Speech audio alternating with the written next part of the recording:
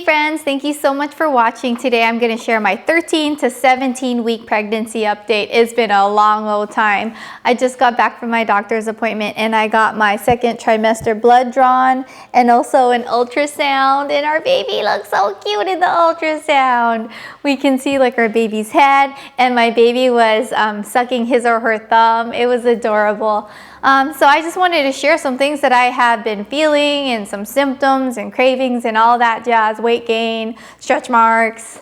So as far as my 13th week, I ended up getting really bad like headaches, like migraines. And sometimes in the morning, I will end up being really, really dizzy. And that was really terrible. Like there were these mornings where I would have to stay in bed for an extra hour or two because I couldn't get up because the room was spinning. And I read about it and it's completely normal. So I'm glad that, I wasn't going crazy or anything or like having some kind of really scary symptoms. But as a new pregnant person and as a new parent, like since it's my first time, I'm a little bit hyper about like my symptoms. Like, I'll ask my doctor like, oh, is this okay? Is that okay?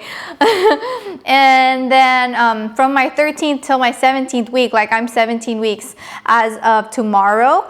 And I feel like I still get my headaches almost every single day, but it's been bearable. I haven't been taking any Tylenol. My doctor told me I could, but I just don't feel like it. I just feel like I can just handle it, Sometimes there are days where I just can't handle it, so I'll just stay in bed for a little bit longer, or I'll stay home and not go anywhere during those days.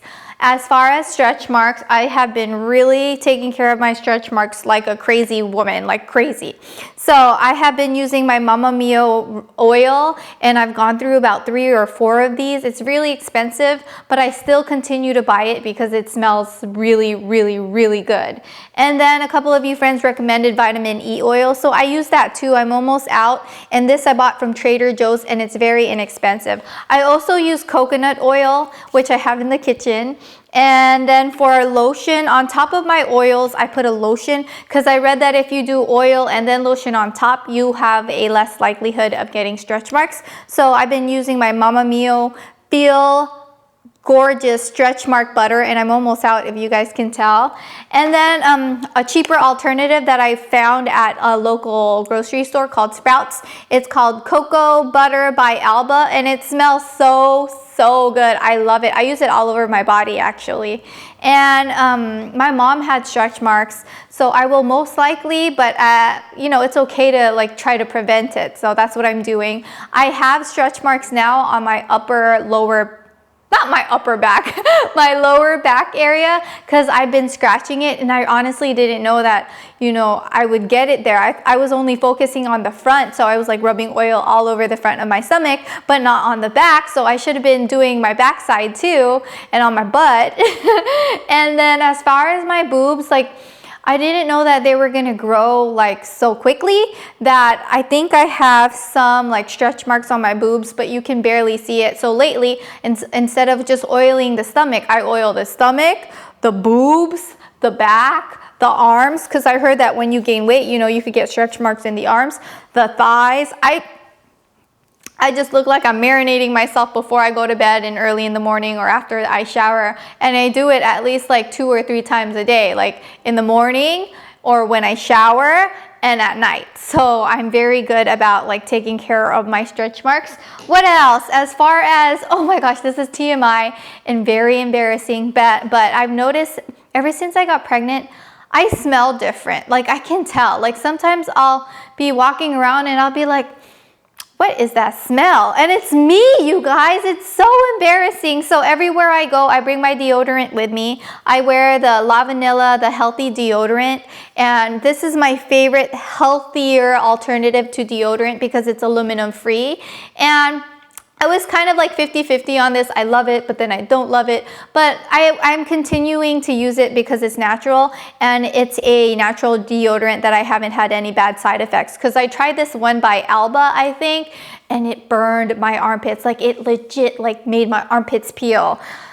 Yeah, it was terrible. And then what else? As far as a facial moisturizer, I use my Michael Todd Moisture Light, and it smells lemony fresh, and my skin has gotten ridiculously oily, like so oily that people tell me I have a glow, but I always tell them, you guys, it's not a glow, it's called oily skin. And I feel as though that the Michael Todd Moisture Light really helps with the oiliness, and it's not really thick, so I love that. As far as food cravings, I haven't been craving any sweets really. Actually, that's not true, because I did start craving bread pudding, so I made my own and I filmed a video on it. I end up filming my cravings. What else? One time I asked you guys in my vlog, April Justin TV, what you guys were eating for dinner, and one of you guys said Popeyes, and I live like 45 minutes, almost an hour away from a Popeyes. My husband and I drove all the way to a Popeyes so I can get some popcorn, shrimp, and fries. That was an adventure. What else? Oh, I have been really loving lime flavored stuff, like lime popsicles, limeade. That is just, ooh, it's so delicious.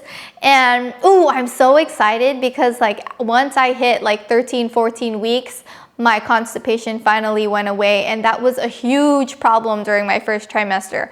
I was just feeling so sick all the time.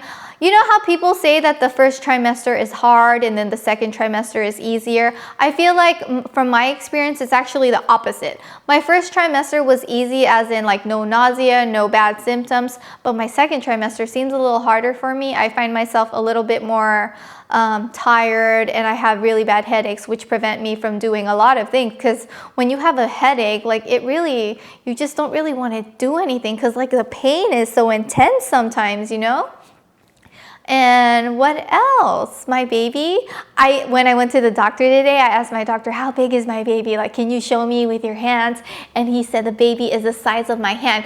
Can you believe that? That is ridiculous. And I even asked my doctor, because I've received quite a few comments from you guys. You guys tell me, oh, you're too big for 17 weeks, or you're too big for this and that. Like, and my doctor's like, you're really tiny, so your bump is gonna show more, and your body is completely like normal size. And I was like, oh, thanks, good to know. Before I forget, friends, let me show my baby bump. So this is my 17-week baby bump. Well, I'm 17 weeks tomorrow, so I think this counts. It's looking pretty big. My mini marshmallow is still going to be called mini marshmallow, even though our baby's quite large. And I'll show you guys the skin. I'm wearing my pregnancy leggings. But yeah, I've done a good job not getting my stretch marks yet.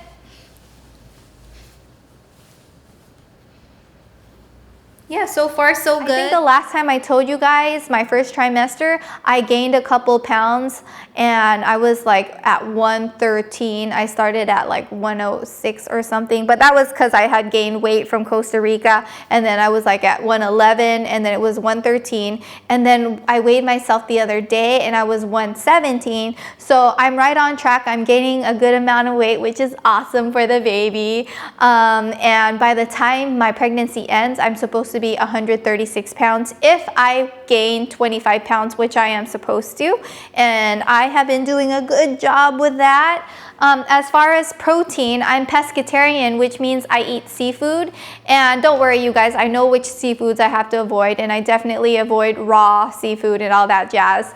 And also I do have cats, but I'm highly aware of the whole toxoplasmosis. I took my cats to the vet, they all got checked. I even asked my doctor, and as long as my husband Justin changes the litter box, which he is so amazing at, and he does every single day, he changes it for us every day, and so I don't touch the litter. My cat Sunrise still sleeps with me, but that's completely safe, because usually cats that are outdoors have toxoplasmosis, and cats that eat like raw meats, but my cats, they eat, you know, kibble and wellness, and they never go outside. They're indoor cats. They have a catio that they get to be in the sunshine, but they don't go out because, you know, we live in a beach city where like it's just not safe for them to go outside. I just always like them being indoors.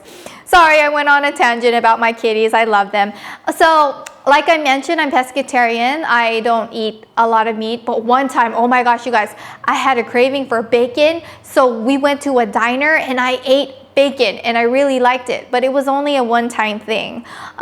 Because I'm pescatarian, it's really hard for me to get my protein intake, but I have done a good job finding other ways. You can have beans, you can have veggies, you can do tofu. My husband, ever since he found out how important it is for me to get in my protein, Justin has been cooking a lot. And my other main sources of protein would be Kashi. It's a Kashi Go Lean cereal, and it's 9 grams of protein for 1 cup of cereal. So that's good. Justin's mom is a dietitian, and she has a master's in nutrition, and she told me that I should get soy milk because Silk soy milk has 9 grams of protein in 1 cup. And that's pretty good. And Silk protein is non-GMO certified, so that's good.